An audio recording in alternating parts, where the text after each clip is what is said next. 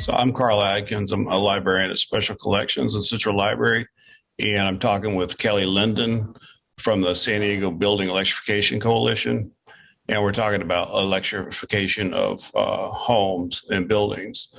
Uh, why would anybody want to electrify their home, Kelly? That's a really good question. Thanks for reaching out to me so that we can talk about this important topic.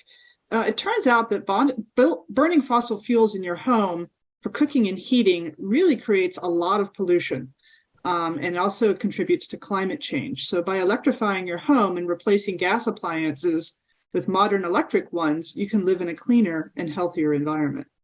I heard there were some incentives to help pay for this. How do I learn more about what's available? That's a really good question. I'm going to share my screen and show you some resources that you can access in order to find out what incentives are available. It turns out that there's some available from the state of California, and there's also some available from the federal government. So one site I really like to see what the federal incentives are is at Rewiring America. They have an IRA calculator, the Inflation Reduction Act, which is what provided a lot of these incentives. And if you type in your information, it'll customize it for you. But the big picture in terms of the incentives that are available is that there are tax credits that are available today. You have to pay for it up front, and then next year when you file your taxes, you can get a credit and get your taxes reduced. And so these credits will pay for a portion of the work that you do up to certain limits, but they're available now and they're available to everyone. So it covers everything from electric vehicles to your electric panel, battery storage, heat pumps, which can be used for air conditioning as well as heating, heat pumps for water, rooftop solar, and even weatherization. There's some limits on how much of this you can use each year, so definitely make sure you look at the rules, but it's really a pretty awesome incentive. So those are available today. They're available to everyone.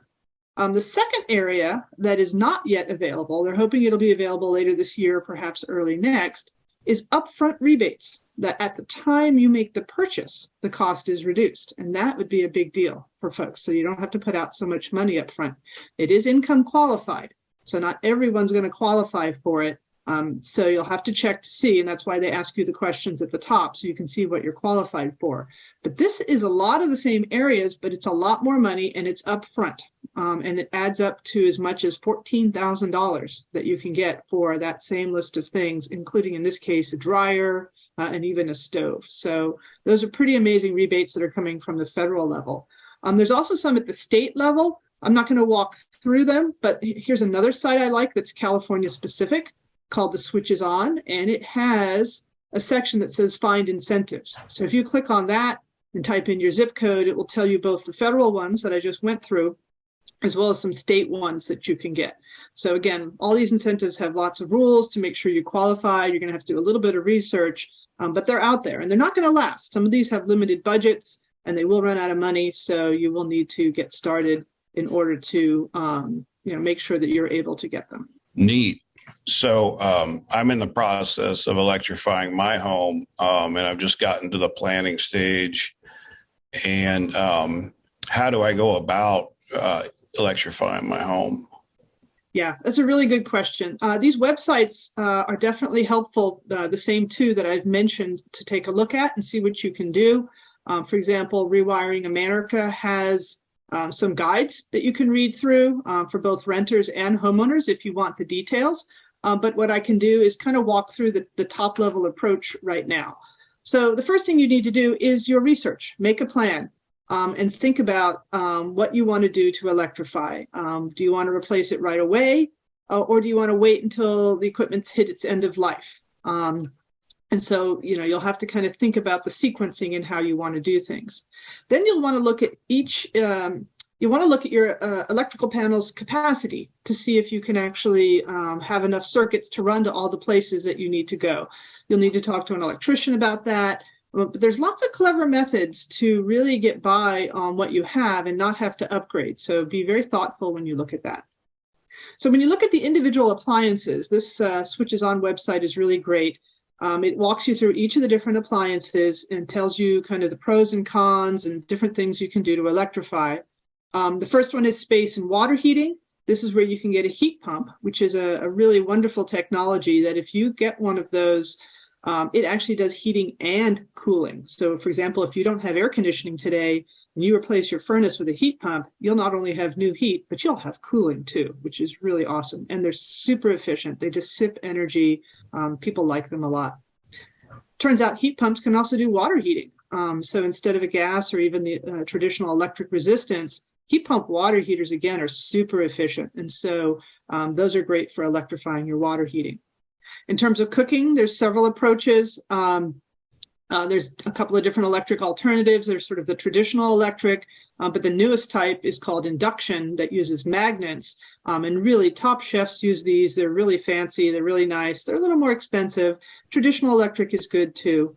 There's actually a program here in San Diego if you wanted to try out a induction cooktop and just see how it works, that you can borrow one, kind of like a lending library, for 3 weeks and see if you like that. And so there's a website called ehomecooktops.com.